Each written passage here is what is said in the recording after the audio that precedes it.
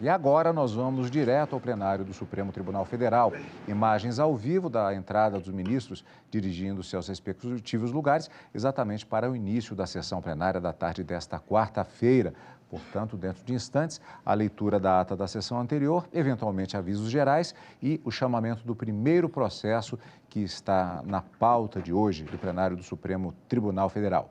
Vamos acompanhar, como sempre, ao vivo, direto do plenário. Boa tarde a todos, podemos nos sentar. Ausente apenas o ministro Ricardo Lewandowski, à direita. E passo a palavra à senhora secretária, que fará a leitura da ata da sessão anterior. Ata da 47ª Sessão Extraordinária do Plenário do Supremo Tribunal Federal, realizada em 5 de dezembro de 2019. Presidência do senhor ministro Dias Toffoli. Em pé, à direita do ministro Dias Toffoli, assessora-chefe do plenário, Carmen Lilian Oliveira de Souza. Lúcia, Luiz Fux, Rosa Weber, Roberto Barroso, Edson Fachin e Alexandre de Moraes. Ausente, justificadamente, o senhor ministro Celso de Mello. Procurador-Geral da República, doutor Antônio Augusto Brandão de Aras. Abriu-se a sessão às 14h37, sendo lida e aprovada a ata da sessão anterior. Pergunto se há alguma observação a ser feita, não havendo. Ministro Dias Toffoli, na presidência da sessão. Informa a vossas excelências que estão presentes neste plenário estudantes das seguintes instituições de ensino: Escola de Formação da Sociedade Brasileira de Direito Público. Imagem aproximada de pessoas na plateia. Universidade do Estado do Rio de Janeiro, bem jovens. Sejam todos muito bem-vindos. Ministro consulta a assessora-chefe à sua direita.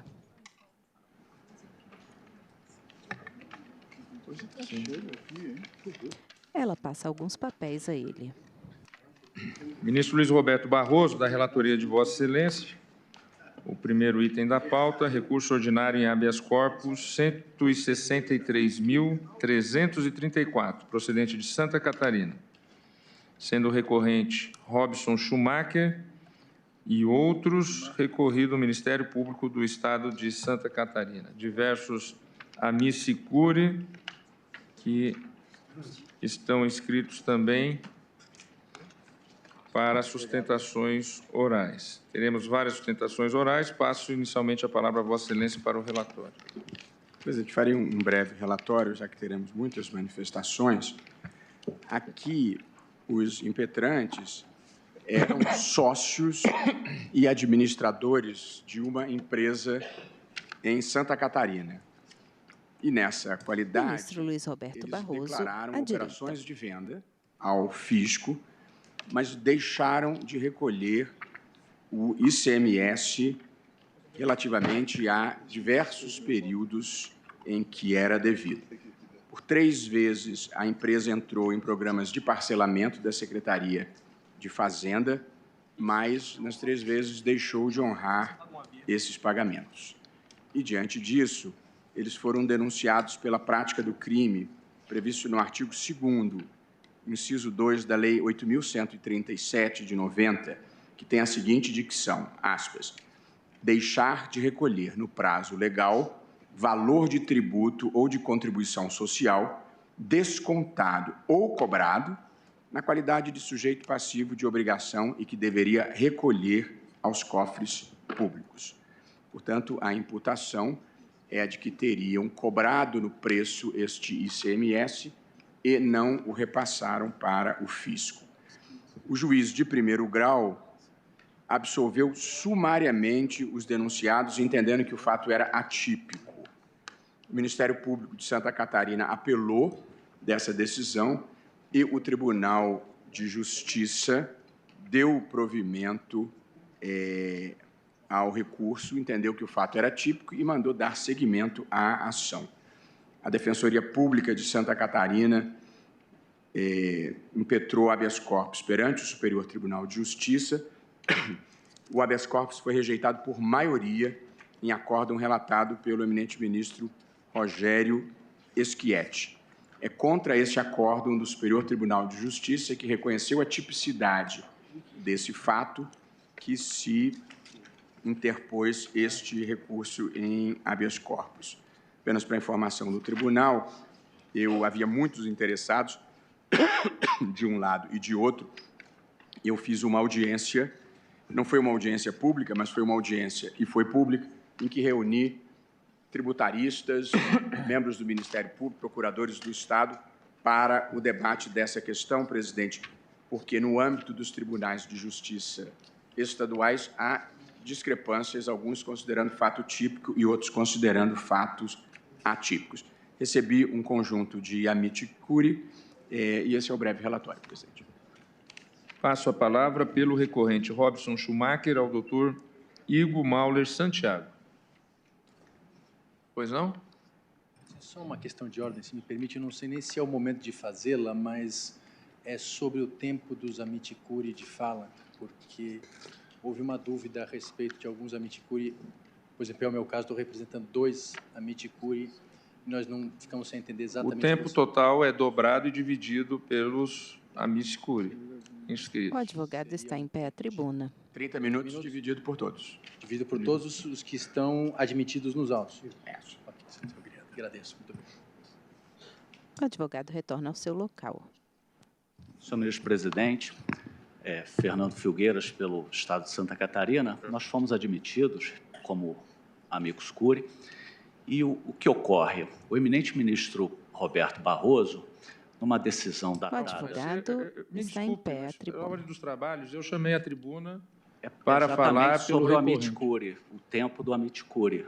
É sobre essa questão que eu gostaria de tratar. Essa questão está sendo aplicada o regimento. Eu peço a licença, Vossa Excelência, para que a tribuna seja ocupada pelo advogado do recorrente. Há uma decisão formal do ministro que não foi recorrida e que prevê o tempo dividido por tempo é a presidência que coordena de acordo com o regimento. Pois não? Agradeço a Vossa Excelência. Ministro Dias Toffoli. Nem sei como é que calcula isso. Doutor Igor, com a palavra.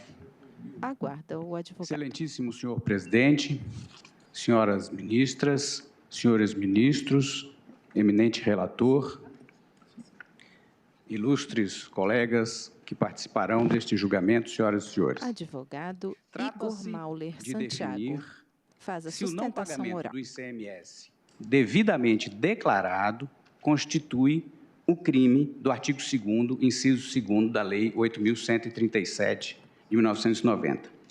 A questão não é de constitucionalidade. Este dispositivo foi declarado constitucional por este plenário em repercussão geral, acórdão da relatoria do eminente ministro Ricardo Lewandowski. Aqui estamos em recurso ordinário em habeas corpus, portanto, que admite cognição de matéria legal. Não se trata de recurso extraordinário. A discussão é de subsunção.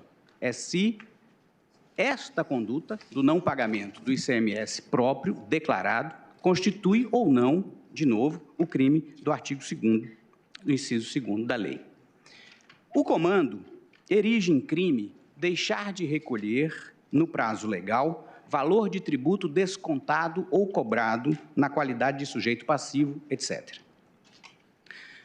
Tributo descontado, disse o STJ, em outras palavras, todos nós sabemos o que é. Imposto de renda na fonte, contribuição previdenciária retida do empregado, é um conceito que não apresenta desafio.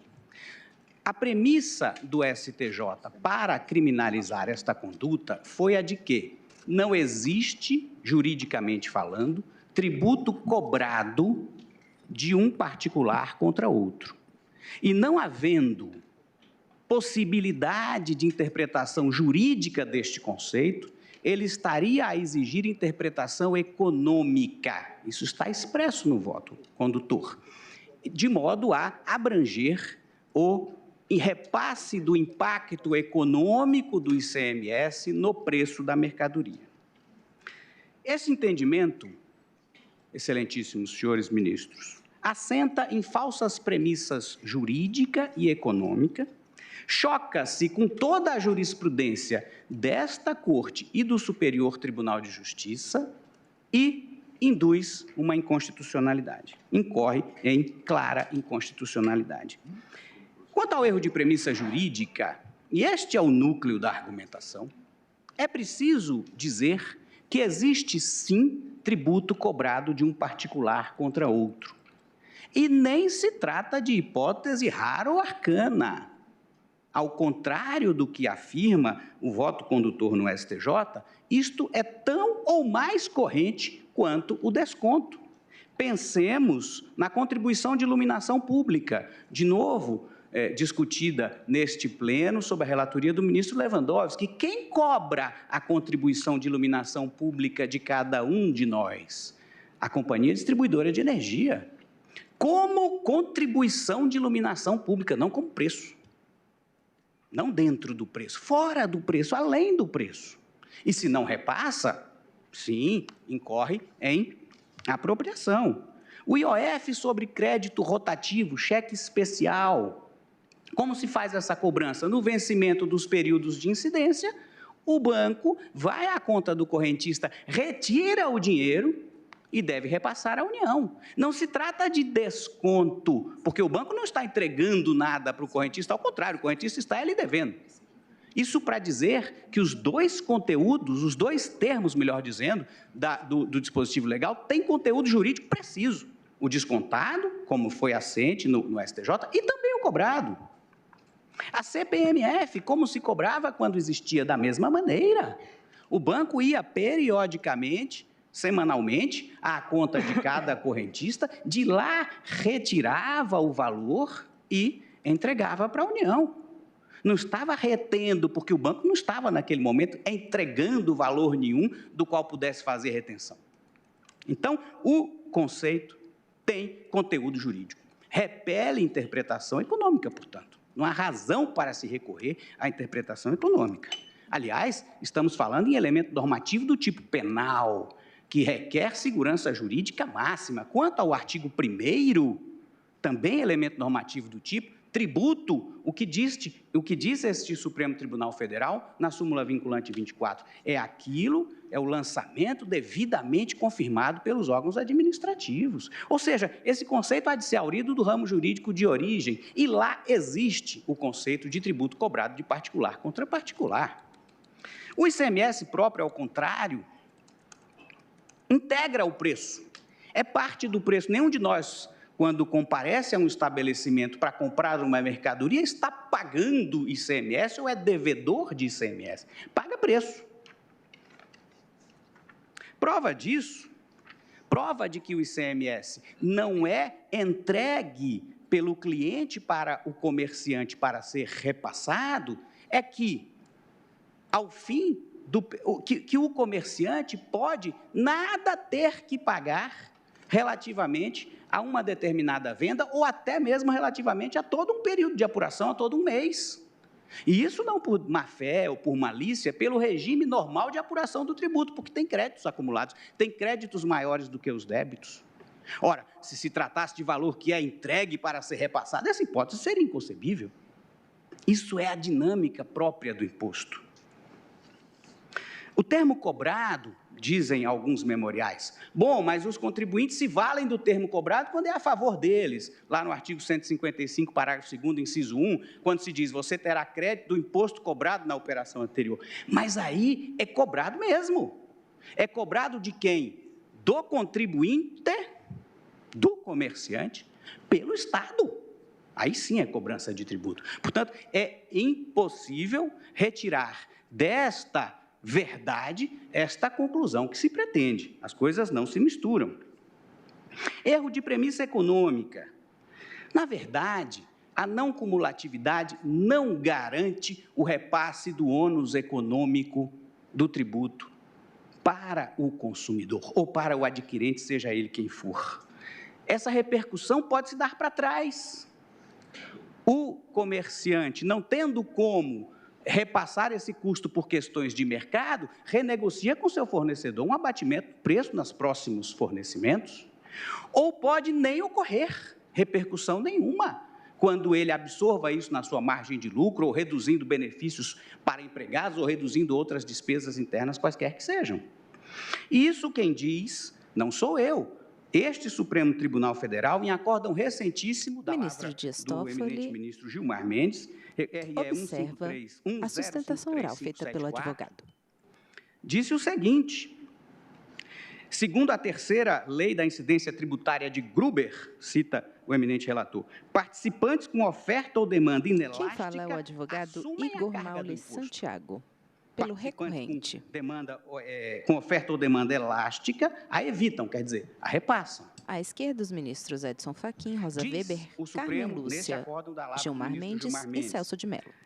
No âmbito jurídico, ao fundo, atrás deles, parte da plateia sentada em poltronas caramelo. Jurídico tem uma única finalidade, qual seja justificar a incidência do artigo 166 do Código Tributário Nacional, que veda a repetição do indébito de tributos indiretos. A rigor, se é verdade que esse repasse pode não acontecer, essa distinção não deveria servir sequer para justificar esse dispositivo. Como se faz na União Europeia? A Corte de Justiça da União Europeia, em 1982, no caso San Giorgio, disse o seguinte: o contribuinte pede a restituição de IVA, por exemplo. Ele não tem que provar nada. O Estado, se quiser se opor, é que prove o repasse. Inverte. E por que isso? Se esse repasse fosse inequívoco, fosse inexorável, não faria sentido essa prova, porque se admite que esse repasse pode ou não acontecer. Pode ou não acontecer. Portanto, o que nós precisamos é de dar um passo adiante nessa matéria, reconhecendo, mitigando, no mínimo, a aplicabilidade do artigo 66, e não um passo atrás, um salto mortal, talvez, criminalizando o inadimplemento com base numa presunção de repercussão que não se sustenta, ou que pode não se sustentar, em que, em muitos casos, não acontece. Incoerência com a jurisprudência. A única hipótese de se falar em depósito e, portanto, em apropriação é a de o consumidor ser o contribuinte. Então, o consumidor é o contribuinte desse imposto, entrega o ICMS para o comerciante apenas repassar. Se isso fosse verdade, para não dar todos os exemplos que trouxe aqui, este Supremo Tribunal Federal deveria considerar, por exemplo, o status pessoal do comprador para efeito de imunidade e não considera. Diz, não, este tributo é do vendedor. Se você, comprador, é imune ou não, isso é irrelevante em matéria de incidência. Como compatibilizar? Como compatibilizar? A súmula 430 do STJ, jurisprudência pacífica no Brasil, diz que o não pagamento de imposto declarado não induz responsabilidade pessoal do administrador. Isto é, não é ilícito dele, é ilícito da empresa. Gera incidência de multa para a empresa, mas não é ilícito dele. Agora, pode algo que não é ilícito da pessoa, embora seja da empresa, ser crime para ela? Não haverá aqui uma inversão da figura dos círculos concêntricos? Clássica no direito penal. É intranscendente para a solução desse caso o RS 574/706, que diz que o ICMS não integra a base de cálculo do PIS e da COFINS. E por quê? Porque este acórdão, que, aliás, ainda está sob embargo de declaração, inclusive com pedido de efeito infringente, se sustenta, mesmo que se reconheça que o ICMS, como é fato, é receita, é valor que pertence ao contribuinte, porque a discussão é outra, é o conceito jurídico de receita. Isto integra ou não o conceito jurídico de receita? Entende-se que não, porque essa entrada, embora seja de recurso próprio, gera uma imediata correspondência no passivo. Eu dou um exemplo singelíssimo. Um escritório de advocacia paga custas para um cliente, recebe reembolso. Esse reembolso é dele, juridicamente dele. Integra a sua receita para efeito de PIS e COFINS? Não. Então, os dois acórdãos podem conviver. Melhor dizendo, a reforma desse acórdão do STJ pode conviver com o acórdão do Supremo Tribunal Federal, que reconheceu a não incidência do ICMS sobre o PIS e a COFINS. A inconstitucionalidade deixarei para os colegas criminalistas, mas, de fato, se trata de recurso próprio e não de recurso entregue para repasse, naturalmente que se está a criminalizar a dívida, o que, por óbvio, contraria a jurisprudência do Supremo. Invoco aqui, ministra Rosa Weber, a DIN 4974, da relatoria de Vossa Excelência, recentíssima, em que este pleno reconheceu a constitucionalidade do artigo 337-A do Código Penal, que extingue a punibilidade do crime de sonegação, fraude, ministro Marco Aurélio, fraude previdenciária, mediante a simples declaração por parte do contribuinte, declaração tardia, anterior ao início da ação penal, mas tardia em relação ao momento em que deveria ter sido feita, ainda que sem pagamento. Por quê? Porque, a partir daí, o Estado tem como exercer a pretensão tributária, diz Vossa Excelência no voto. Agora, vejam, aqui se trata de criminalizar a conduta daquele que, de boa fé, desde sempre, declara. Uma palavra final sobre a pretensão de uma cisão desse tipo penal para que ele não atinja alguns, mas atinja outros, a depender do valor da dívida ou outros critérios do gênero. Não há na lei substrato para essa distinção. A prisão por dívida continua sendo prisão por dívida se essa for grande ou pequena. O Supremo Tribunal Federal, é verdade, na ADIM 3952 e no RS 550769, declarou constitucional uma pena de fechamento de indústrias de tabaco, quando em dívida elevada para com o fisco, mas perceba-se a diferença. Ali havia lei, e esta lei, por uma questão, não era criminal, sanções de índole administrativa. Esta lei, por circunstâncias que o Supremo valorou, foi declarada constitucional. O que aqui se quer é o contrário, é que o Supremo, sem lei, institua crime. O Supremo pode fazer isso? Pode, em casos onde haja mandado constitucional de criminalização. Direitos humanos, meio ambiente, como se fez, por exemplo, no caso da homofobia. Não é a hipótese aqui. É claro que este devedor estratégico, como se queira chamá-lo, se para furtar o seu patrimônio, a execução fiscal comete evasão de divisa ou outros artifícios que incorram em condutas criminosas, poderá ser responsabilizado por isso, mas não pelo fato de ter declarado e não pago, ainda que a dívida seja elevada. Essa questão não está nos autos, a dívida é de R$30 mil. E por que a preocupação com isso? É porque quando se rompe com a dogmática, não se sabe mais onde se pode chegar. Essas exceções tendem a ser expansivas. Então, talvez essa questão nem deva ser discutida aqui, mas se for, é nesse sentido que se predica pela inscindibilidade do tipo penal e pelo provimento do recurso. Muito obrigado pela tolerância, senhor presidente. Agradeço ao doutor Igor. E agora, pela recorrente Vanderleia Silva Ribeiro Schumacher, falará o doutor Tiago Yukio, defensor público do Estado de Santa Catarina.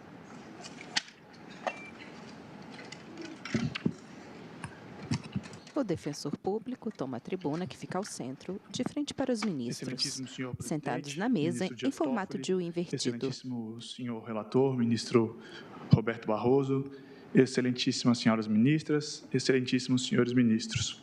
Inicialmente, quero registrar aqui que é uma grande honra, uma grande responsabilidade assomar esta tribuna, especialmente num dia um ato simbólico importantíssimo para a Defensoria Pública do Estado de Santa Catarina.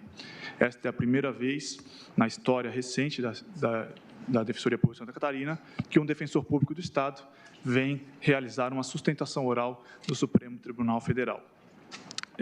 Graças à fundamental intervenção desta Suprema Corte, há 7 anos, a Defensoria Pública do Estado de Santa Catarina, por meio de seus defensores e defensoras, analistas, técnicos, estagiários, prestadores de serviço, em geral, vem transformando a realidade da população vulnerável de Santa Catarina.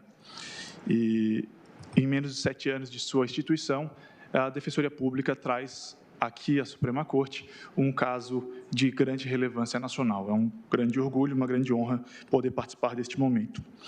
Como já foi dito pelo doutor Igor, o colega que me antecedeu, o objeto da discussão é sobre se o simples fato de não recolher o tributo de ICMS, no caso foi uma dívida de R$30 mil, constitui ou não o crime tipificado no artigo 2, inciso 2 da Lei 8.137.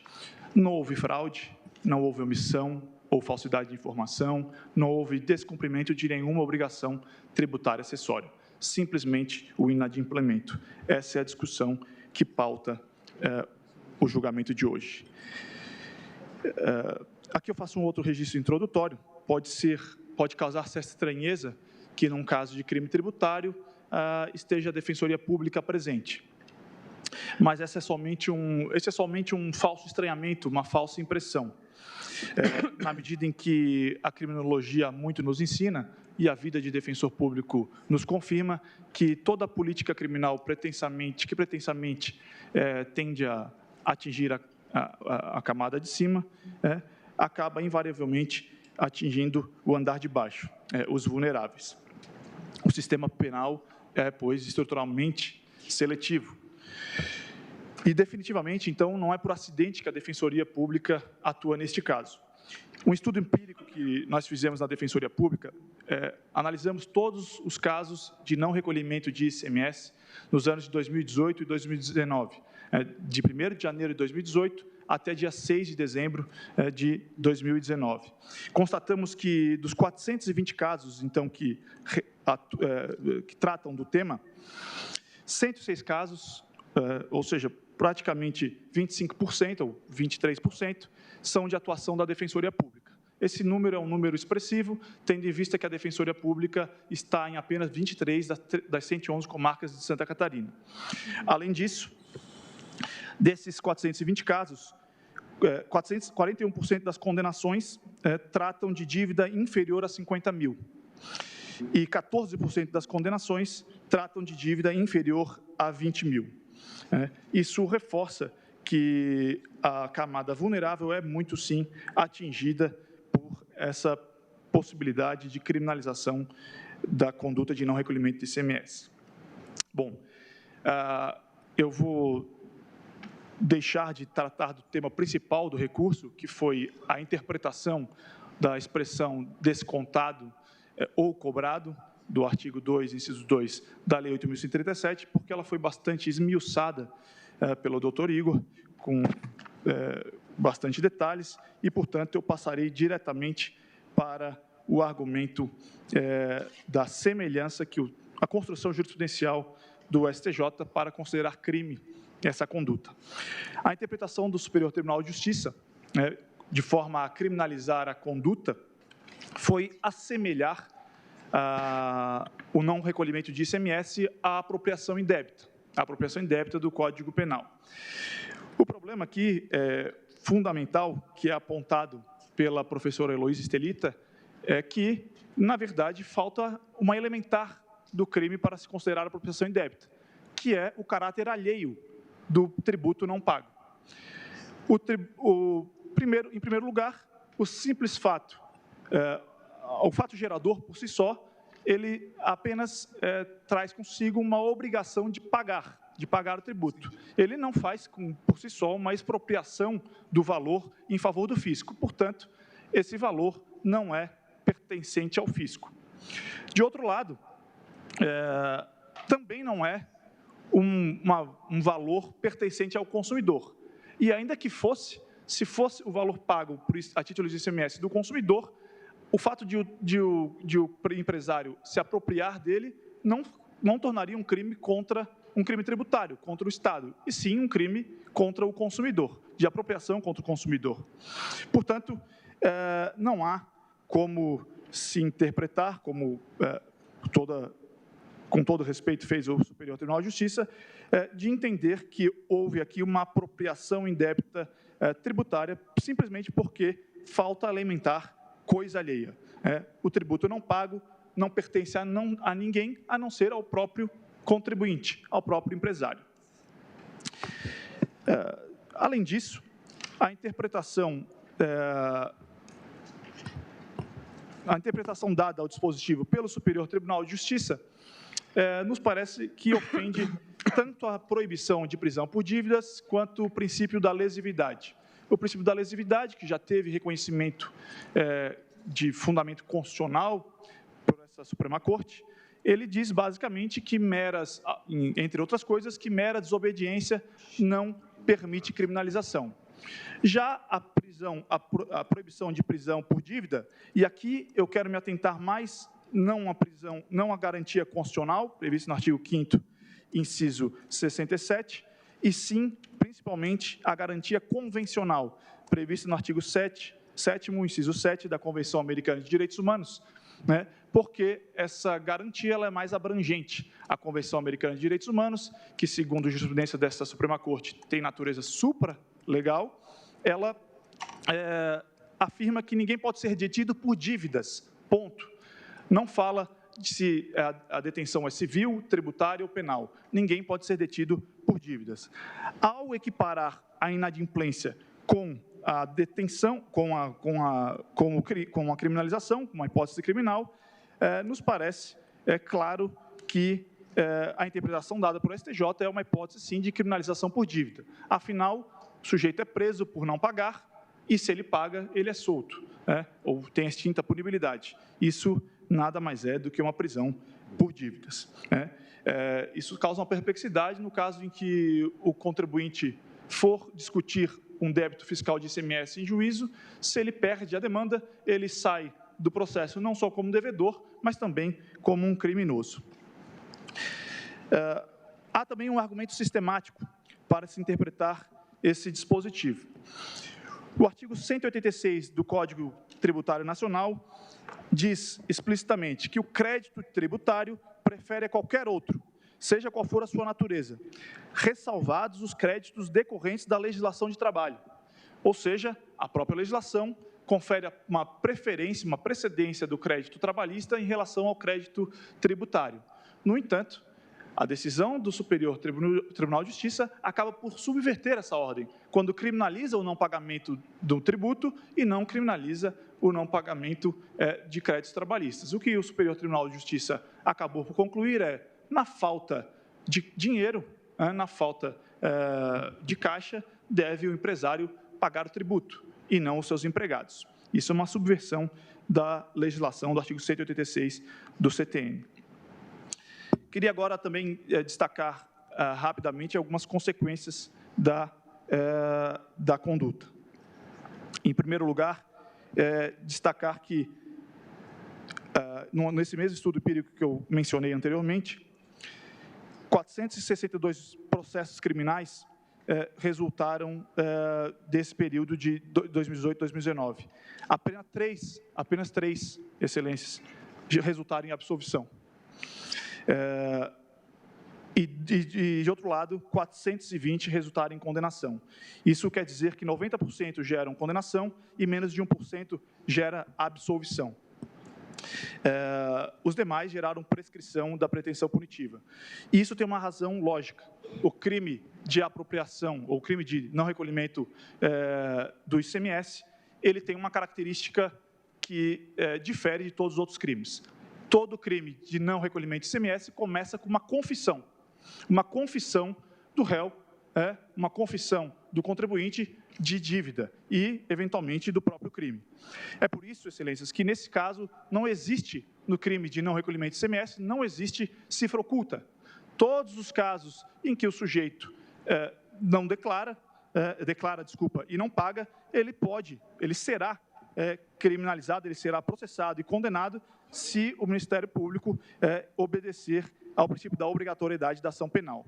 Isso é importante mencionar, porque, aparentemente, esses números desse estudo empírico, eles indicam que quase todos os processos em que se instaura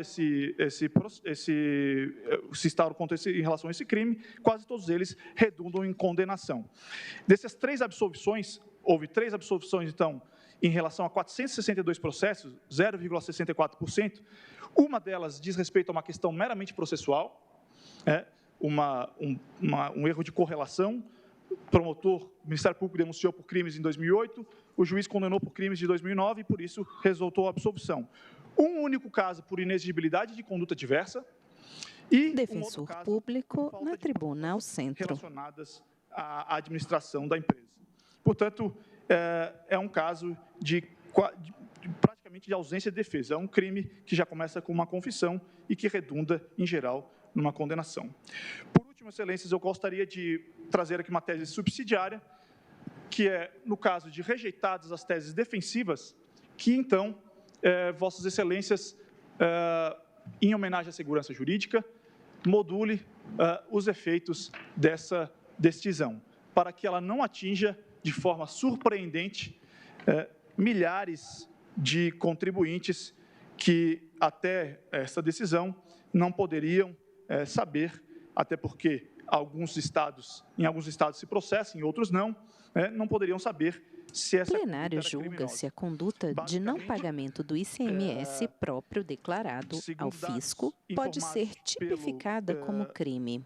Na imprensa de São Paulo, cerca de 170 mil devedores de ICMS aguardam Sustentação oral feita pelo defensor público de Santa Catarina em nome do recorrente. Em ofício à Defensoria Pública, 38 mil devedores de ICMS também aguardam essa decisão em Santa Catarina. Isso significa que, a depender da decisão, da noite para o dia, é possível que cerca de 200 mil pessoas, só em estado de Santa Catarina e em São Paulo, passem a ser taxadas de criminosas. E, se não for pela segurança jurídica, simplesmente, aqui é importante, então, trazer uma tese também de modulação de efeitos, mas, na verdade, de irretroatividade da jurisprudência penal, trazida de forma originária pelo professor Alaor Leite.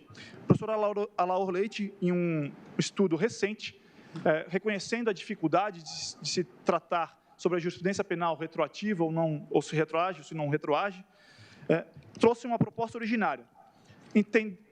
Segundo a tese do professor Alaor Leite, quando o legislador elabora um tipo penal aberto e repassa ao Poder Judiciário a tarefa de constituir o crime, de complementar essa norma para constituir o crime, neste caso, o legislador também deve repassar os limites a essa atividade.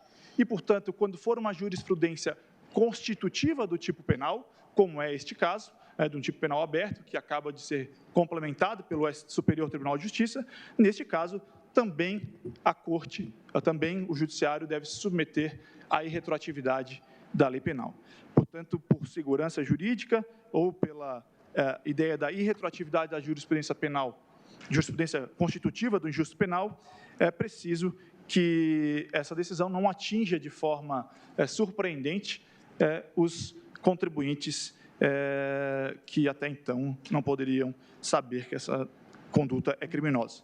Portanto, por fim, a defesa requer o provimento do recurso para que seja restabelecida a sentença de absolução sumária, seja pela atipicidade da conduta, seja pela inconstitucionalidade da interpretação que foi dada, subsidiariamente a modulação dos efeitos para que gere efeitos somente prospectivos. Obrigado, Excelência. Agradeço ao doutor Tiago. E agora, pelo recorrido, o Ministério Público do Estado de Santa Catarina chama à tribuna o doutor Fernando da Silva Comim, Procurador-Geral de Justiça.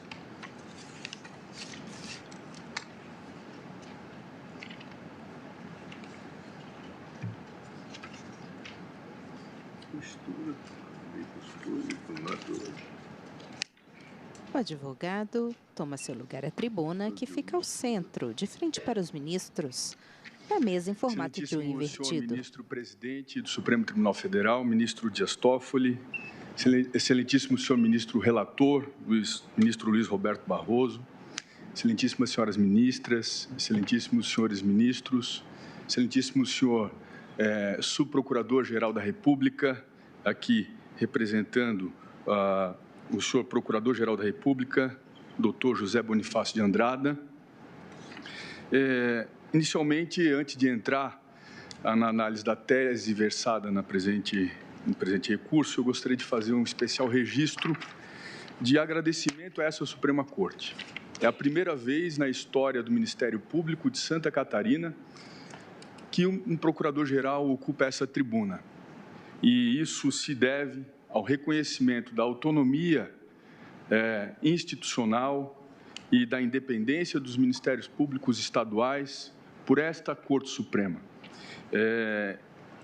Hoje, nós tratamos aqui de um interesse eminentemente do Estado, dos Estados e do Estado de Santa Catarina e do Ministério Público Estadual. E a presença do Procurador-Geral de Justiça aqui, nesta sessão, é motivo de muito orgulho para todos nós do Ministério Público de Santa Catarina. O que está em discussão na sessão, neste julgamento, todos que me antecederam já exortaram, é saber se é admissível perante a ordem constitucional brasileira, a utilização do sistema de tutela penal à indevida retenção de tributos indiretos, como no caso o ICMS. O que defende o Ministério Público aqui é a defesa da ordem tributária na sua acepção maior e no seu instrumento maior de defesa, que é a Lei 8.137 de 90, como última ratio, especialmente na perspectiva da prevenção geral que só a tutela penal proporciona.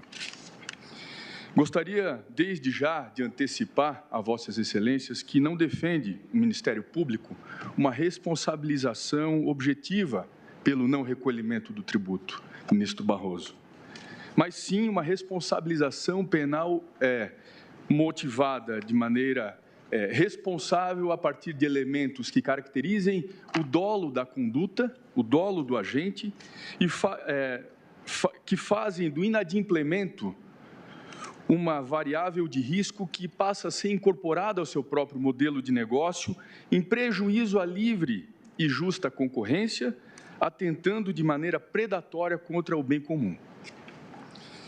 O colendo Superior Tribunal de Justiça, ao analisar o presente HC, ele deu a exata interpretação que defende o Ministério Público de Santa Catarina. Resta saber, então, se essa interpretação ela atenta ou encontra óbice ao direito fundamental de defesa que veda a prisão civil por dívidas. E eu gostaria aqui de fazer o registro. Nós não estamos diante de um caso de cobrança de R$30 mil. Nós estamos aqui diante de um devedor contumaz que constituiu 3 empresas, inclusive a empresa na qual foi feito o lançamento tributário dos presentes autos já foi extinta e que tem uma dívida histórica de mais de R$700 mil.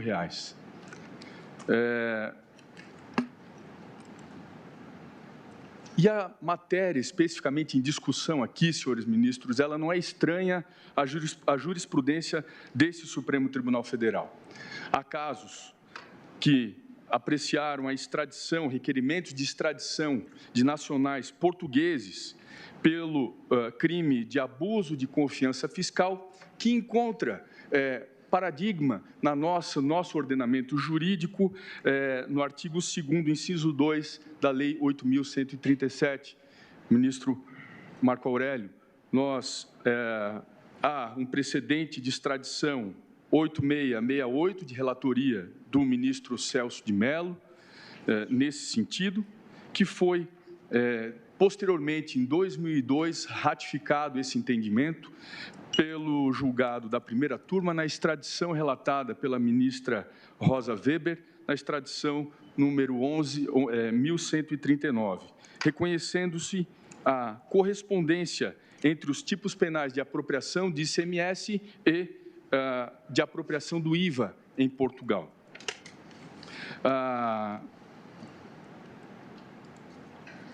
Esses relevantes precedentes, eles enaltecem o caráter de prevenção geral que decorre da tutela penal. E, graças a isso, se foi capaz de garantir a estabilidade das relações protegidas pela ordem tributária, tornando o Estado de Santa Catarina um exemplo no tratamento uniforme de contribuintes, capaz de se tornar um dos destinos mais atrativos de investimentos no nosso país. A comparação entre o que ocorre em Portugal e no Brasil é importante porque o delito de abuso de confiança fiscal de Portugal, ele foi objeto de questionamento no Tribunal Constitucional português, que afastou a tese de que a criminalização da conduta atentaria contra a proibição de prisão por dívida, também vedada pela Constituição portuguesa.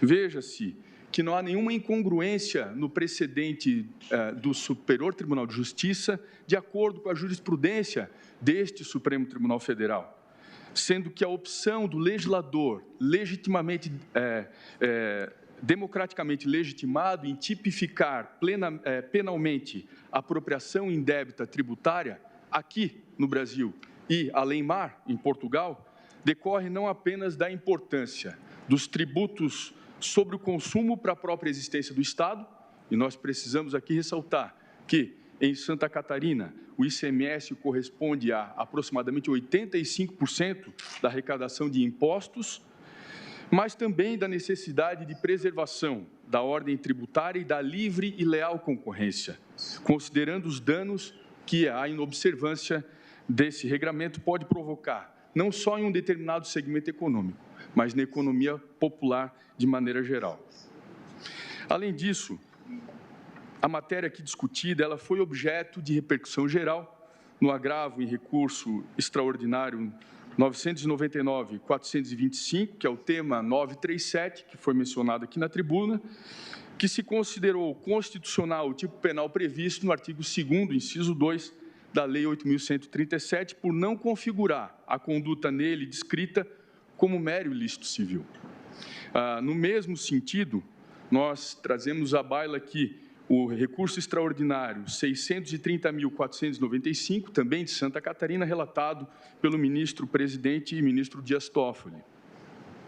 A situação fática discutida nestes autos, ela é absolutamente a mesma que norteou a formação desses precedentes anteriormente apontados. E a atuação do Ministério Público brasileiro e do catarinense em especial, ela levou em torno, ela se ajustou e se adaptou a essa segurança jurídica decorrente desses precedentes. Além disso, nós não estamos falando de uma anomalia ou excepcionalidade no direito comparado do caso brasileiro, visto que há outros países, como Estados Unidos da América do Norte, a Itália, Portugal, Costa Rica, por exemplo, que da mesma forma tipificam sustentação oral feita pelo Procurador-Geral, pelo Procurador de Santa Catarina, Fernando da Silva. Reconhecida a constitucionalidade desse tipo penal, fala pelo recorrido. O que se deve aqui é rechaçar o pedido alternativo que foi formulado pelo recorrente, senhores ministros, de que o tipo penal somente pode ser aplicado às hipóteses de fraude. Isso porque não há qualquer referência no tipo do inciso 2º do artigo 2º da 8.137 em relação a essa elementar, até porque é pressuposto desta espécie delitiva que não haja clandestinidade ou fraude, pois, caso contrário, nós estaremos diante do tipo penal do artigo 1º da Lei 8.137. Inclusive, essa questão foi analisada, ministro Fachin, pela Corte Constitucional Italiana, no Acórdão 80 de 2014, tendo aquela Corte Constitucional reconhecido que a não declaração e a fraude são ofensas mais graves do que o mero não recolhimento, a justificar, portanto, a opção do legislador na cominação dessas penas.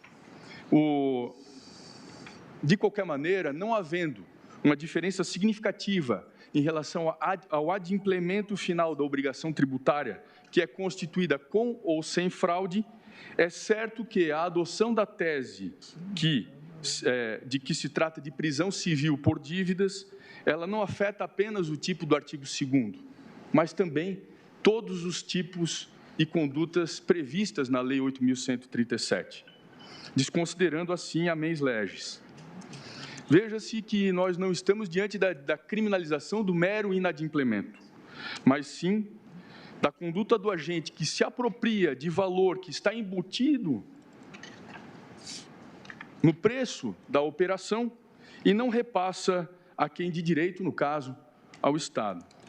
Tanto assim que a norma que regulamenta o imposto de renda de pessoa jurídica, que é o Decreto-Lei 1598, de 77, ele preconiza que na receita bruta não se incluem os tributos não cumulativos cobrados destacadamente do comprador ou contratante pelo vendedor dos bens ou pelo prestador de serviços na condição de mero depositário. O plenário julga se a conduta de não pagamento do ICMS próprio declarado ao fisco pode ser tipificada como crime. Por essa Suprema Corte, que afastou a possibilidade de que o valor econômico do ICMS integrasse a base de cálculo do COFINS e PIS, o que significa que enfatizou ainda mais o caráter normativo da coisa alheia. A questão aqui ela é de lógica sistêmica. Se o valor não é considerado como renda, como faturamento, então é porque não pertence ao empresário, não pertence ao contribuinte indireto, que o recebe em mera relação de detenção e dever de repassar ao fisco. Além disso, o tipo penal criminaliza a conduta daquele que age com dolo e se apropria do valor do tributo que foi cobrado do consumidor e deveria ter sido repassado ao fisco. Por isso, nem todo devedor de ICMS deve ser considerado como responsável pela prática do crime em questão, sendo certo que circunstâncias excepcionais, como podem afastar o dolo, como, por exemplo, a partir de elementos objetivos que sejam identificados na investigação, ou caracterizar hipóteses de inexigibilidade de conduta diversa, excludentes de ilicitude, ou mesmo da atipicidade da conduta por sua insignificância. E aqui registra-se que o valor de alçada de execução fiscal em Santa Catarina é de R$20 mil. Vejam, excelências, uma empresa que postergue sucessivamente o recolhimento do ICMS cobrado do consumidor final e deixa de repassar ao fisco, ela sempre vai estar em vantagem concorrencial em relação às demais empresas que atuem com regularidade nesse segmento, podendo forçá-las, inclusive, a adotar essa mesma conduta. A grande maioria dos contribuintes brasileiros não se enquadra na presente discussão, porque o regime tributário do microempreendedor individual prevê o recolhimento de ICMS em valor fixo.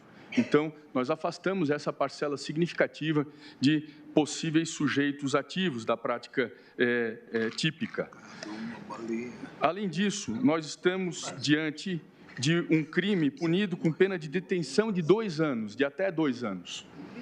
O que significa que são cabíveis aqui todas as medidas despenalizadoras previstas na Lei 9.099, como a transação penal, a suspensão condicional do processo e até mesmo, ao final, em caso de condenação, tratando-se de crime punido com detenção, nós temos a possibilidade de conversão de eventual pena em medida restritiva de direitos ou mesmo pena pecuniária. E, em última análise, a fixação do regime seria em regime aberto. E para que se reafirme a consistência de todos esses argumentos, ministro-presidente e demais excelentíssimos senhores ministros, eu trago uma informação importante de que não há hoje, no estado de Santa Catarina, qualquer indivíduo cumprindo pena privativa de liberdade por condenação ao crime do artigo 2º, inciso 2 da Lei 8.137, o que demonstra que o exercício do jus puniendi estatal lá em Santa Catarina tem sido feito com muito rigor e critério. Por esses motivos, senhores ministros, eu agradeço demais a atenção de vossas excelências e pugna o Ministério Público do Estado de Santa Catarina pelo desprovimento do presente recurso em habeas corpus. Muito obrigado. Agradeço ao doutor Fernando, Procurador-Geral de Justiça do Estado de Santa Catarina. Agora, pelo recorrido, o Ministério Público Federal falará o Vice-Procurador-Geral da República, doutor José Bonifácio Borges de Andrada. Senhor presidente, senhoras ministras, senhores ministros, senhor advogado, autoridades presentes. Senhor presidente, eu vou reajustar a posição da Procuradoria-Geral da República no caso. O fenômeno dessa cobrança se dá de fato econômico. Quando a lei diz que é descontado, que é cobrado... O subprocurador-geral da República está à esquerda, verdade, ao lado do ministro Dias Toffoli. O que se faz é que, a cada operação, no caso do comerciante, a cada operação de venda, incide um fato gerador, incide uma tributação, o empresário é obrigado a lançar na sua contabilidade os valores desse fato gerador, de acordo com as alíquotas, e isto gera, de fato, para ele, uma obrigação perante o fisco. De fato que, se ele não paga, o efeito sobre o chamado contribuinte, de fato, é zero. É zero. Ele é que será cobrado, ele é que será penalizado. Ou seja, a relação, na verdade, é entre ele e o fisco. Isto que a lei diz que é um desconto ou que é cobrado, na verdade, é uma ficção. É uma ficção jurídica que não acontece na realidade, e isso deve ser considerado para fins penais. Quer dizer, na verdade, não existe essa cobrança, não existe esse desconto. Ele simplesmente coloca o preço. E, ao colocar o preço, a lei faz incidir sobre ele uma porção de obrigações, e ele fica devedor deste valor. Tá? É diferente, embora possa parecer igual, mas não é, a chamada apropriação indébita em relação à Previdência Social, que está inserida no Código Penal, lá no seu artigo 168-A. Porque, no caso da Previdência Social, há efetivamente o desconto. O empregador efetivamente desconta do salário do seu empregado, identifica no salário do empregado o valor efetivamente descontado e depois recolhe numa GPS para o Tesouro Nacional, para a Receita Federal, tá? Numa guia em que o nome, o CPF e o NUP desse empregado é nominalmente identificado. De modo que, no caso do INSS, o governo, a Receita, consegue saber exatamente o valor exato que foi descontado, de quem foi descontado, com CPF e número de identificação, nome e sobrenome, tá? E consegue saber se este valor foi acreditado ao Tesouro Nacional no nome desta pessoa. Tá? Aí sim, podemos pensar em falar em apropriação indébita. E eu diria que até a clássica. Não precisava nem do tipo penal especial. Até a clássica. Tá?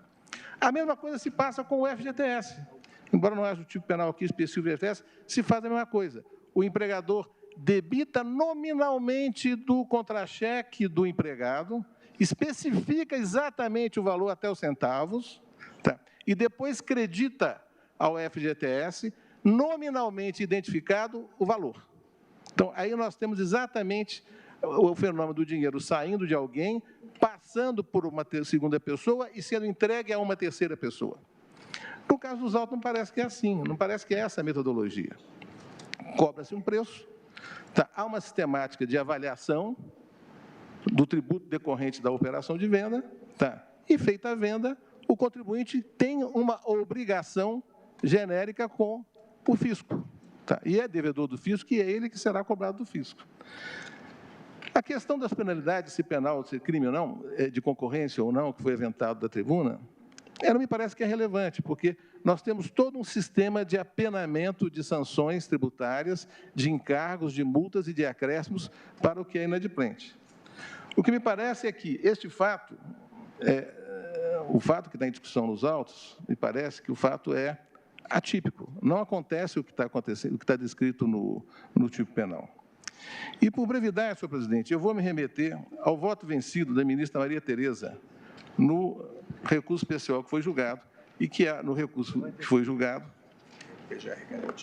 no habeas corpus 399-109, que foi o voto vencido e que gerou o presente recurso. De modo que, reajustando a posição da Procuradoria-Geral da República, neste caso, a minha manifestação é pela concessão da ordem, senhor presidente, por atividade da conduta.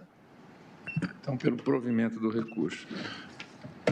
Agora, agradecendo o pronunciamento do doutor Bonifácio Andrada, iniciaremos agora as manifestações dos Amici Curi.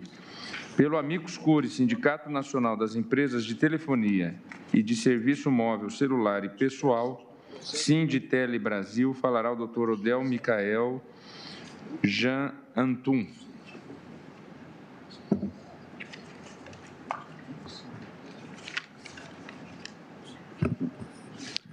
Excelentíssimo senhor ministro presidente, Excelentíssimo senhor O advogado ministro relator, que usa deste recurso ordinário beca, constitucional, espécie de senhoras capa preta ministras, por demais cima do senhores terno, ministros, está ao excelentíssimo senhor centro, na procurador tribuna, de geral frente da para os República, ministros. demais presentes, recebam todas as minhas homenagens. Atrás dele, na Como já foi primeira dito fila da de tribuna, poltronas, a estão os questão demais no advogados. STJ se cindiu basicamente sobre a discussão dos verbos núcleo do tipo do artigo 2º, inciso 2 para inciso 2º, que é a locução descontada e a locução cobrada. O que é o descontado e o que é o cobrado?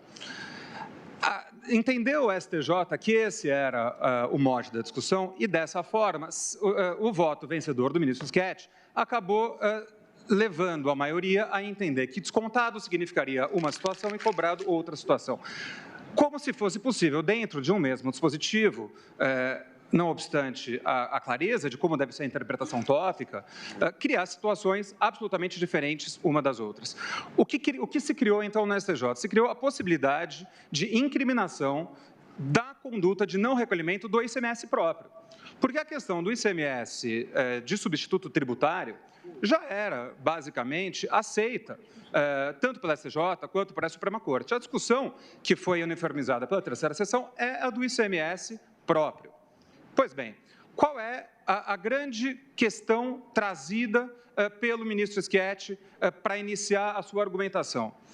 O ministro Schietti, no seu voto, ele diz que o artigo 2º, inciso 2, da 8.137, ele se assemelha ao crime de apropriação indébita. Como se assemelha ao crime de apropriação indébita, ele não precisa do elemento fraude. Por que fez assim o ministro Schietti? Porque em acórdão de agravo, de recurso extraordinário da lavra do ministro Lewandowski, 99425, foi afirmada a constitucionalidade dos crimes tributários justamente porque existe uma fraude, existe um ardil. Diz então o ministro Schietti, mas na apropriação indébita não há fraude. Se não há fraude, não precisa, o fato da pessoa declarar, o fato da pessoa, do contribuinte dizer que ele deve, não elide o crime, porque tudo bem, não precisa da fraude mesmo. Mas acontece que faltou ao ministro Schietti, com todo o respeito, dizer então qual o elemento que precisaria ter. Se não precisa ter o elemento fraude, qual o elemento que precisa ter? Porque se não tiver elemento algum, se trata sim de má inadimplência. No caso do ICMS próprio. E qual é o elemento que precisa ter? Porque a apropriação indébita não é um mero não recolhimento. Ela não é um mero não pagamento. A apropriação indébita é um não pagamento mediante uma quebra de relação de confiança. Por isso que, inclusive, trouxe aqui o excelentíssimo senhor Procurador-Geral de Justiça de Santa Catarina, o caso português, que eu vou falar um pouco dele também, mas no direito português o crime se chama abuso de confiança. Na matriz francesa, que cria o delito no século XVIII, do abuso de confiança, quer dizer, quando se fala de apropriação indébita, se fala numa quebra de uma relação fiduciária, porque senão não há um plus ao não pagamento a dar dignidade penal ao fato, de forma a desonerar o Estado de usar o direito penal, que tem que ser fragmentário, que tem que ser subsidiário. Se não houver um plus à conduta do não pagamento, ao mero inadimplemento, está-se sim a punir a mera inadimplência em arrepio ao que prevê a Constituição Federal e os tratados, inclusive mencionados aqui. Com relação ao caso português, é importante deixar claro que a discussão levada à Corte Portuguesa, eu só vou falar disso porque isso foi trazido à tribuna, a discussão da Corte Portuguesa é trazida no Acordo 312 de 2000, essa discussão ela se deu quando se alterou o tipo penal que previa o verbo abuso de confiança, que exigia a apropriação, e se passou ao verbo não entrega. Não entregar, que é praticamente um crime omissivo como o nosso, que é o deixar de recolher. E houve essa Visão discussão, geral mas o não dos entregar, ministros ele não fere a reunidos em Constituição. plenário. E a Corte Constitucional, ela traz essa aproximação da não entrega Mesa ao abuso em formato de de U confiança. invertido. Exige a apropriação no acordo, e por Ao isso não é centro, o constitucional. ministro Dias É isso que Toffoli, fez a Corte à esquerda Portuguesa, dele, o representante do Ministério mas Público o e à direito direita, a português, assessora-chefe do ele plenário. só prevê a punição do deixar de recolher, do não entregar, também nos casos de substituição tributária, que é exatamente os casos em que aqui no país não há discussão, e não é a discussão desse caso. A discussão desse caso é de ICMS próprio, né? Portanto, não há na conduta dos contribuintes aqui, que são recorrentes nesse caso, dos contribuintes país afora, que deixam de recolher o ICMS próprio, dignidade penal suficiente a movimentar a justiça criminal, a movimentar o instrumental penal, que é o instrumental mais grave, sem ofensa ao princípio da fragmentariedade. Eu agradeço a atenção de Vossas Excelências. Agradeço ao doutor Ediel e agora, pelo Amicus Curiae, Associação Brasileira do Agronegócio, a ABAG, falará o doutor Pedro Ivo Gricoli Iocoi. Excelentíssimo senhor presidente, ministro Dias Toffoli, excelentíssimo senhor relator, ministro Roberto Barroso, ministras, demais ministros. O advogado toma seu lugar à tribuna, no centro. De me manifestar como amicus curiae nesse processo e vou ultrapassar pontos já abordados pelos recorrentes. Estamos diante da interpretação do inciso 2 do artigo 2º da 8137, que prevê duas situações. Uma hipótese, como já apresentado no voto da ministra Maria Tereza, não é? A hipótese de descontado, onde há uma retenção. Eu tenho que pagar a alguém e eu retenho um pedaço do valor que eu tenho que pagar e, portanto, este pedaço eu, não é, como responsável tributário, recolho aos cofres públicos. A hipótese do cobrado é a hipótese onde há a substituição tributária, onde, por necessidade do fisco, ele fragmenta a cadeia, não é, ele amplia o nosso carnaval tributário e faz com que eu, não é, vendedor, tenha que pagar um pedaço da próxima fase da cadeia. Portanto, não é, estou dentro de uma hipótese que é aquela hipótese do artigo 121 do CTN, que prevê o responsável... O plenário julga se a conduta de não pagamento do ICMS próprio declarado ao fisco pode ser tipificada como crime. Que declarou integralmente e que não conseguiu sustentação recolher. Oral feita pelo advogado Pedro Ivo Gricoli. Na audiência organizada pelo relator. A primeira situação é a situação onde temos um contribuinte, que é aquele que é responsável e que não recolhe os tributos que descontou ou que cobrou de terceiro. Esta é a situação típica do artigo 2º, inciso 2. Temos a situação daqueles que eu venho defender, que são os contribuintes verdadeiros, que declaram os seus impostos regularmente, que pagam os seus impostos regularmente, mas que enfrentam as intempéries da sociedade econômica brasileira. Aumentos de preço, variações cambiais, aumentos de valores de fornecedores, não é? Má organização da própria estrutura empresarial, ingerência, fraudes, e estes podem, eventualmente, ficar sem caixa para recolher o imposto devido. Mas declaram integralmente o imposto devido. E uma terceira situação, que é a que tenta trazer o Ministério Público, não é? Apontando problemas existentes no nosso sistema de devedores que não são aqueles que declaram e não pagam, não são os bons empresários, são os maus empresários. São empresários que se utilizam de subterfúgios, são empresários que utilizam-se de laranjas, são empresários que criam estruturas empresariais para se esconder e deixar dívidas com o fisco. Assim, concordo, conseguem trabalhar com preços inferiores no mercado e agem de forma desleal. Mas, para esses, o nosso sistema tem outros mecanismos. Para este, o nosso sistema tem o artigo 1º, inciso 1, e, apesar de declarar o ICMS ou até o imposto de renda, com certeza aquele que não aparece na empresa, aquele que alaranjou a empresa, vai trazer esse dinheiro para o próprio caixa. E, quando o trouxer, tenho certeza, não pode pagar imposto de renda, porque não pode dizer de onde veio a renda. E para esse eu tenho o artigo 1º, inciso 1. Mais do que isso, para esse eu tenho associação criminosa, se ele tiver comparsas. Para este eu tenho o crime de lavagem de dinheiro, que com a modificação da 12.683 também comporta como crime antecedente o crime de sonegação fiscal. Portanto, excelências, temos aqui que preservar os bons empresários. Queria eu, e tenho certeza que vossas excelências também, que o nosso sistema tivesse o IVA, que cada um pagasse o imposto apenas sobre a sua cadeia. a sua fase da cadeia. Infelizmente, nós vivemos no carnaval tributário. E no carnaval tributário temos dificuldades de compensar ICMS próprio com ICMS por substituição tributária. Não podemos compensar impostos municipais com impostos federais. E tudo isso faz com que a litigiosidade aumente e que, muitas vezes, muitas das vezes, os empresários não consigam arcar com os seus impostos. Isso faz deles criminosos? Esta mesma regra será aplicada ao imposto de renda ou aos demais tributos? A repercussão é essa. Para o agronegócio, tenho certeza que também para a indústria e para o comércio vai ser devastador um efeito desta forma. Agradeço Vossa Excelência mais uma vez pela oportunidade. Eram essas minhas considerações. Agradeço ao doutor Pedro Ivo e agora pelos Amicicuri, Federação do Comércio de Bens, Serviços e Turismo do Estado de São Paulo, FEComércio São Paulo, e também pela Federação das Indústrias do Estado de São Paulo, Fiesp, falará o doutor Pier Paulo Cruz Bottini. Excelentíssimo senhor presidente, só uma dúvida aqui que eu não tinha compreendido bem. Se eu, por falar por dois, admite, eu tenho o dobro do tempo, tenho 10 minutos?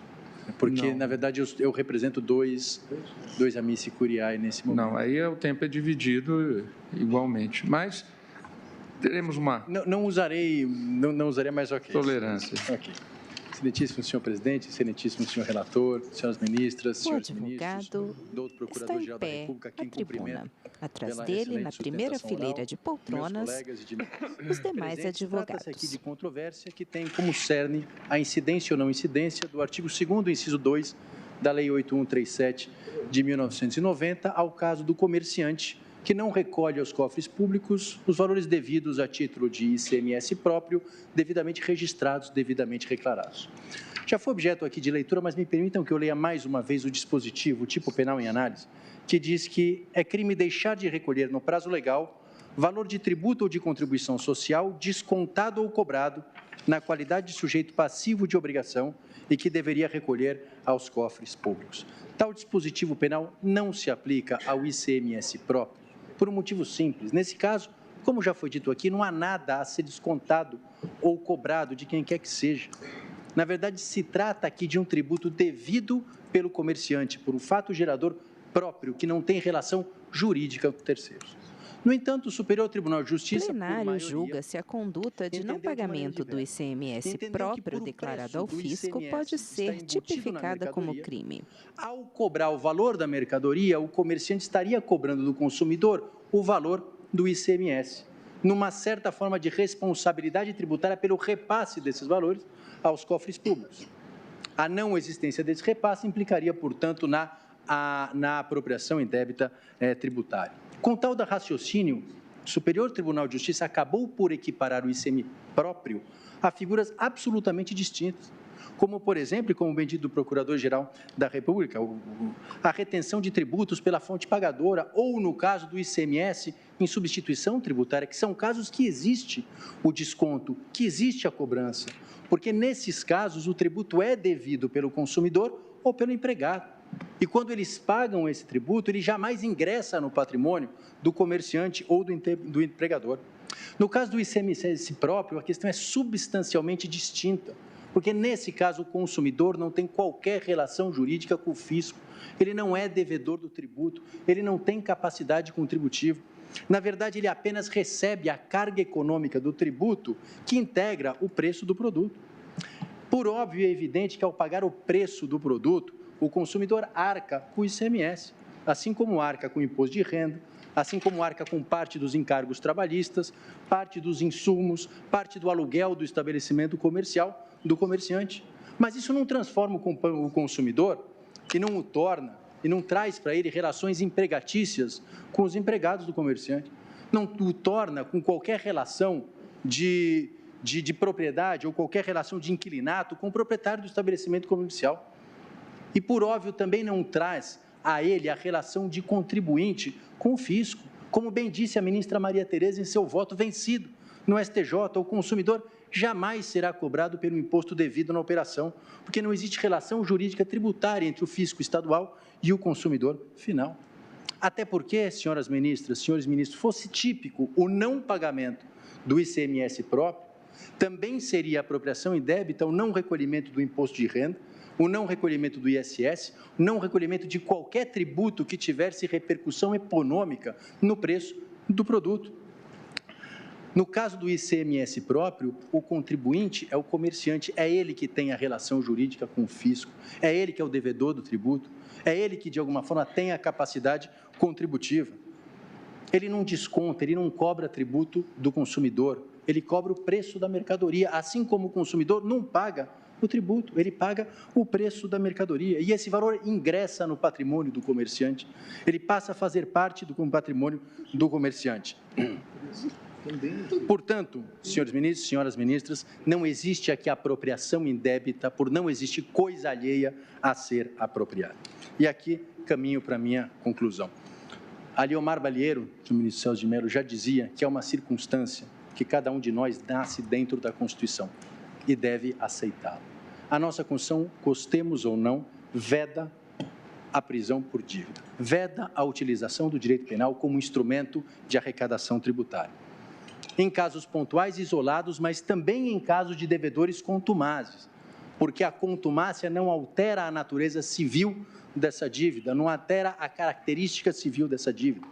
A inadimplência, senhoras ministras, senhores ministros, só ganha dignidade penal, só ganha relevância penal quando ela é acompanhada da fraude, quando ela é acompanhada da omissão, quando ela é acompanhada da sonegação. A mera inadimplência, quando ela é declarada, quando ela é registrada, quando ela é reconhecida, é um problema de direito civil, é um problema de direito tributário, ela é estranha ao direito penal. E não se quer com isso, senhores ministros, senhoras ministras, proteger ou defender a inadimplência. O ato de não pagar imposto é um ato ilegal, é um ato grave, que merece reprovação. No entanto, o que se quer, e já encerro, é que essa Corte apenas reconheça a diferença de gravidade entre aquele que não recolhe o tributo com essa fraude, com essa omissão, e aí sim incide o direito penal, daquele que não recolhe o tributo, que é inadimplente, mas reconhece e declara para o qual existe a execução tributária, a penhora de bens, mas jamais o direito penal. O direito penal não pode ser um instrumento de arrecadação, por mais nobres que sejam os fins do fisco, por mais justos que sejam os fins do fisco, nós sabemos que em direito penal não podemos transgiversar com a legalidade e com a taxatividade, porque a banalização e a exasperação do direito penal têm efeitos nocivos sobre o Estado de Direito e sobre a democracia. Excelentíssimo senhor presidente, agradeço o tempo, senhores ministros, senhoras ministras, é o que se requer no presente momento como medida de justiça. Agradeço ao doutor Pier Paulo. Agora, pelo amicus curiae, Conselho Federal da Ordem dos Advogados do Brasil, falará o doutor Luiz Gustavo Antônio da Silva Bichara.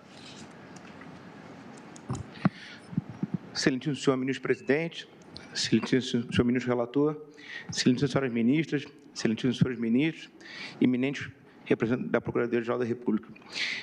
Longe de querer repisar argumentos já postos nessa tribuna nessa tarde, senhores ministros, a ideia do Conselho Federal da OAB é meramente aportar alguns dados até históricos para contribuir no deslinde dessa controvérsia. O primeiro deles é que esse tema foi discutido no Congresso Nacional por ocasião da promulgação da Lei 8.137 e o projeto do então deputado federal Nelson Jobim previa exatamente o tipo penal em que se lastreou o STJ na decisão recorrida. Se me permite a breve leitura, diz então o substitutivo: constitui crime deixar de recolher aos cofres públicos o tributo ou contribuição recebido de terceiros através de inclusão no preço de produtos ou serviços. E esta emenda, ministro Marco Aurélio, foi rejeitada no Congresso Nacional. Portanto, percebam, vossas excelências, que a interpretação dada pelo STJ, com toda a vênia, é uma interpretação que coroa o anteprojeto. Sustentação oral feita pelo advogado da OAB, Luiz Gustavo Antônio Silva Bichara. O ministro Marco Aurélio, especialmente na DIN 173-DF, são normas enviesadas a constranger o contribuinte para, por vias oblíquas, o recolhimento do crédito tributário. Em segundo lugar... O plenário julga se a conduta de não pagamento do ICMS próprio declarado ao fisco pode ser tipificada como crime. O Tribunal Federal sempre entendeu que se trata aqui de cobrança de preço, não de tributo, né? Como disse muito bem o doutor Bonifácio, não se cobra tributo na relação entre partes, se cobra preço. E acaso se cobre tributo, percebam vossas excelências que haveria uma verdadeira revolução jurisprudencial por exemplo, o contribuinte de fato, o cliente do contribuinte de direito, poderia ter legitimidade ativa para postular judicialmente, não pagar o recolhimento que cabe ao contribuinte de direito. Ou, por exemplo, a extensão de uma imunidade, ou ainda que o contribuinte de direito não precisaria mais pagar o ICMS em caso de inadimplência. Lembrando que a decisão até recente da Corte, no RE 586482, onde a Corte plasmou que, em caso de inadimplência, deve o contribuinte recolher o tributo, sendo a mera inadimplência um problema a se resolver no âmbito civil, que não repercute no âmbito do direito tributário. Ou seja, o que se tem no fenômeno é a cobrança de preço. E um terceiro aspecto, muito rapidamente, são os efeitos práticos dessa decisão, e percebam, Vossa Excelência, o seguinte, como bem disse o representante do Ministério Público de Santa Catarina, não se está aqui discutir só o caso do fraudador, está a se discutir o caso de todos os contribuintes. E vejam, Vossa Excelência, o seguinte, o Brasil cobra mal o tributo, 72% do PIB está em discussão hoje, judicial ou administrativa. 27% dos lançamentos tributários feitos no Estado de São Paulo são cancelados. Montante de 6,5 bilhões, esses dados estão todos referidos com fonte memorial entregue a Vossas Excelências. No âmbito do CARF, 52% dos lançamentos tributários são reformados. Então, vejo, Vossas Excelências, que criminalizar a conduta de mero inadimplemento pode significar impor uma sanção penal a esses contribuintes que não recolheram os tributos devidos porque tem dúvida, porque tem legítima dúvida. E Vossas Excelências sabem melhor do que ninguém que muitas vezes essas dúvidas só são dirimidas no Supremo Tribunal Federal. No memorial entregue a Vossas Excelências, eu tomei a liberdade de colacionar uma série de matérias tributárias versando sobre ICMS que foram alvo de decisões contrárias até o Supremo Tribunal Federal, inclusive no STJ. Ou seja, eram matérias onde os contribuintes eram considerados inadimplentes, mas perante a Suprema Corte, finalmente obtiveram uma decisão favorável. ICMS salvado de sinistros, ICMS fornecimento de água, transferência de ICMS entre estabelecimento do mesmo contribuinte, vários assuntos só foram alvo de solução definitiva no Supremo Tribunal Federal, após anos, às vezes décadas, senhor presidente, de litígio. Portanto, não é possível que se considere esses contribuintes como devedores para fins penais. O Brasil é o país que pratica a inconstitucionalidade útil nas cobranças de tributo. E vou me permitir aqui encerrar lendo um trecho clássico que o ministro, de uma passagem que o ministro Sepúlveda Pertence sempre contava nessa corte, e disse ele o seguinte: no meu passado de procurador-geral, lembro-me sempre de procurador da República, lembro-me sempre de uma história. Certa vez fui consultado por técnicos de determinado setor governamental sobre uma proposta de decreto-lei. Lembro-me ter dito, este decreto-lei não passa pelo primeiro juiz de plantão, a inconstitucionalidade é bradante. A resposta foi mais ou menos assim: quem somos nós, senhor procurador, para discutir questão de constitucionalidade com Vossa Excelência?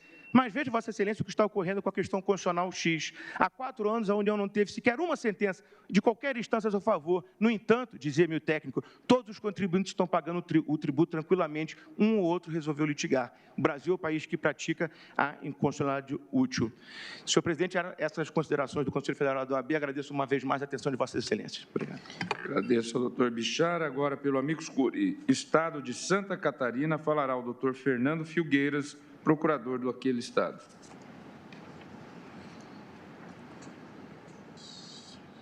Excelentíssimo senhor presidente, eu gostaria de ressaltar aqui, em razão da decisão que havia do ministro relator Roberto Barroso, de que o tema seria dividido o tempo pelas teses, o procurador de Santa Catarina, que está inscrito... Os amici curiae, eles atuam como amigos da corte, não como amigos da parte. Perfeito, então, excelência. eu peço que venha à tribuna a pessoa eu só estou fazendo a observação de que o procurador de Santa Catarina, admitido, gentilmente me concedeu o tempo para que eu possa falar em nome de todos os estados da federação e, por isso, eu peço, por favor, a dobra do tempo para que o meu tempo e o tempo do estado de Santa Catarina seja Vossa Excelência é a doutora contado. Luciana Marques Luciana Vieira, Marques, procuradora do Distrito Federal.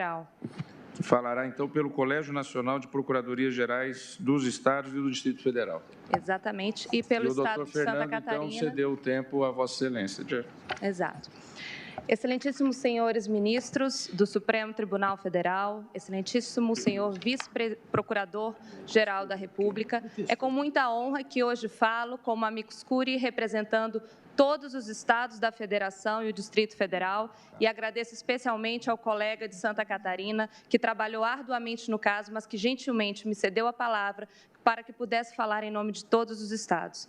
E concentrarei minha fala, excelências, para rebater os argumentos aqui trazidos a essa tribuna de que não haveria o elemento coisa alheia na conduta de declarar e não pagar ICMS próprio, e também focarei no argumento de que não há que se falar em ICMS cobrado, porque só se cobra o preço da mercadoria. E para que possa ser rechaçado esses argumentos, é fundamental que entendamos a dinâmica de cobrança e de cálculo do ICMS. E o ICMS é um tributo indireto que ele é repercutido não só economicamente, mas juridicamente sobre o consumidor. E ele é regido por dois princípios fundamentais para a compreensão do presente caso. O primeiro princípio é o princípio da neutralidade econômica, segundo o qual o ICMS não pode distorcer a formação de preços. Ele deve ser neutro em relação à concorrência. E o segundo princípio é o princípio da repercussão legal obrigatória, segundo o qual a força econômica que deve ser onerada no ICMS é a força econômica do consumo e não a força econômica do comerciante. E foram justamente esses argumentos, excelências, que os empresários trouxeram a este tribunal no caso do julgamento do ICMS para retirá-lo da base de cálculo de PIS/COFINS. E é justamente esse princípio da repercussão legal obrigatória que diferencia o ICMS dos tributos diretos e dos custos operacionais dos empresários, porque estes servem para onerar o patrimônio e renda do empresário, do comerciante, ao passo que o ICMS, ele só onerará a operação em si, nos exatos termos da circulação de mercadoria e repercutirá não só economicamente, mas juridicamente sobre o consumidor. Justamente por isso, apesar de integrar o preço e, portanto, ser faturamento, este foi o argumento usado aqui para retirá-lo da base de cálculo, dizendo que este ICMS próprio, que foi o debatido aqui no RE 574.706, seria uma receita de terceiros arcada pelo consumidor, sobre a qual, e aqui é importante frisar, excelências, a premissa para retirá-lo do faturamento foi: o comerciante não tem disponibilidade sobre estes valores de ICMS. Porque o que este tribunal decidiu foi, nos termos do voto da eminente ministra relatora, Carmen Lúcia, que citou doutrinas dos mais renomados tributaristas deste país, como Roque Carrasa, assim disse: enquanto o ICMS circula por suas contabilidades, eles obtêm apenas ingressos de caixa que não lhes pertencem, e aqui está a coisa alheia, isto é, não se incorporam aos seus patrimônios, porque destinados aos cofres públicos estaduais. Ao passo que completou o ministro Lewandowski, é um simples trânsito contábil, não ingressa no patrimônio da empresa. Isso porque essa verba é do Estado, sempre será do Estado e terá que um dia ser devolvida ao Estado. Não ingressa jamais, insisto, no patrimônio do contribuinte. E por ocasião do julgamento, os votos vencidos, como o excelentíssimo ministro Gilmar Mendes, o excelentíssimo ministro Roberto Barroso, ponderaram, inclusive, que a ausência de disponibilidade desse ICMS que ingressa nos caixas dos comerciantes seria fictícia e falaciosa, porque poderiam sim utilizá-lo para investir no mercado ou mesmo para não pagar o ICMS. E aqui, excelências, a importância disso. Se o ICMS é um tributo que se pretende neutro em relação à concorrência e pretende onerar o consumo, a partir do momento que um empresário, de forma recorrente, se apropria deste montante e não repassa ao Estado, ele obtém uma vantagem concorrencial ilícita em relação aos seus concorrentes, porque ele está usando o ICMS para compensar ineficiências operacionais ou simplesmente para expandir sua atividade econômica. E por que essa prática virou uma epidemia no Brasil, excelências, que hoje se chama de mero inadimplemento, mas que de mero não tem nada, porque hoje é uma conduta, inclusive, orientada orientada no sentido de que não sonegue, não omita a receita, até porque hoje a fiscalização eletrônica, com cruzamento de operadoras de cartão de crédito e livros fiscais contábeis eletrônicos, é cada vez mais eficiente e ocultar a receita cada vez mais difícil. E também na ocultação de receita não há dúvida quanto à criminalização e à responsabilização pessoal do patrimônio dos sócios. Porém, se um empresário declarar e não pagar ICMS por anos a fio, como acontece em todos os estados, salvo Santa Catarina, que é o único que tem um Tribunal de Justiça que realmente criminaliza essa conduta, o que sobra aos estados para cobrar esse ICMS? Simplesmente ajuizar uma execução fiscal contra o patrimônio exclusivo da empresa, porque não se admite a responsabilização sequer do patrimônio pessoal dos sócios gerentes. Agora eu indago a vossas excelências, quem é que declara e não paga ICMS de forma recorrente e deixará patrimônio disponível para penhora nas execuções fiscais?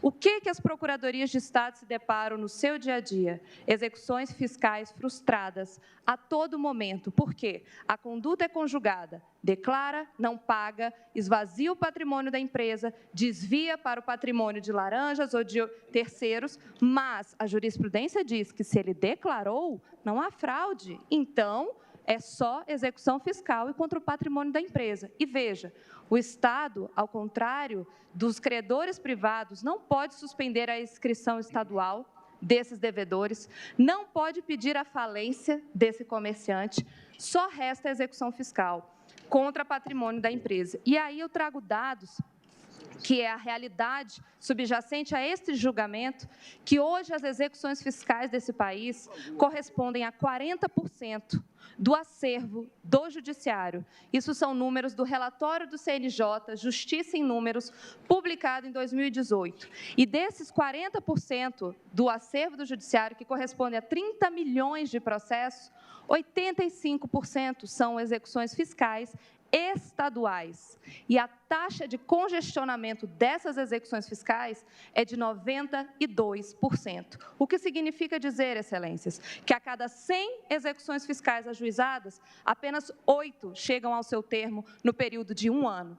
E, considerando a jurisprudência do STJ, que definiu em recurso repetitivo de que a prescrição intercorrente começa a contar 5 anos da primeira penhora frustrada, qual é a chance de que essas execuções fiscais todas restem frustradas e haja a impunidade, não só penal, mas fiscal, da empresa e desses sócios gerentes? E digo, diante dessa completa inadimplência que abala os cofres públicos dos estados, o que têm os estados a fazer? Porque os estados continuam a ser demandados por educação, por medicamento, por escola, e não podem se furtar. Tem que produzir, o dinheiro tem que aparecer, só que ele não tem meios para a coercibilidade do pagamento desses impostos. Então, o que faz ele? Aumenta a carga tributária ou faz refinanciamentos de dívidas. E a quem isso prejudica, excelências? Se não a sociedade como um todo, que paga no consumo o ICMS, a quem é transferido o aumento da carga tributária e também ao bom pagador de ICMS, que se sente um tolo de não ter expandido seus negócios, porque sabedor de que, mesmo devendo muito dinheiro, as execuções fiscais não conseguem ser suficientes para cobrar esses montantes. E aqui eu gostaria de trazer uma realidade do Estado que represento, o Distrito Federal, que só as 60 maiores devedoras de ICMS declarado e não pago, portanto, sem fraude, como se diz, só 60 CNPJs correspondem a 1,3 bilhões de reais. E o patrimônio conhecido dessas empresas nas execuções fiscais não corresponde nem a 10% desse crédito. Trata-se de crédito impagável e o Estado nada tem a fazer senão olhar tudo isso impassível de braços cruzados, porque não tem instrumentos suficientes. Portanto, excelências, hoje pode ser sim um dia histórico, porque se mantido o precedente do STJ... Sustentação oral feita pela advogada Luciana Marques Vieira. Acaba com as economias dos estados e que não deixa com que o Estado consiga prestar os direitos sociais que lhes são incumbidos, pode acabar a partir de hoje, se esse julgamento do STJ for confirmado. E por isso eu agradeço, encerro aqui minha participação em nome dos Estados, agradeço a cordialidade, a atenção de Vossas Excelências e, especialmente, agradeço ao excelentíssimo ministro relator pela sensibilidade que teve com o caso em abrir ao amplo debate para que todos pudessem conhecer a realidade subjacente dessa questão. Muitíssimo obrigada. Agradeço a doutora Luciana Marques. Encerradas as manifestações da tribuna e diante do horário, suspendo a sessão para o intervalo regimental e retornamos com o voto do relator.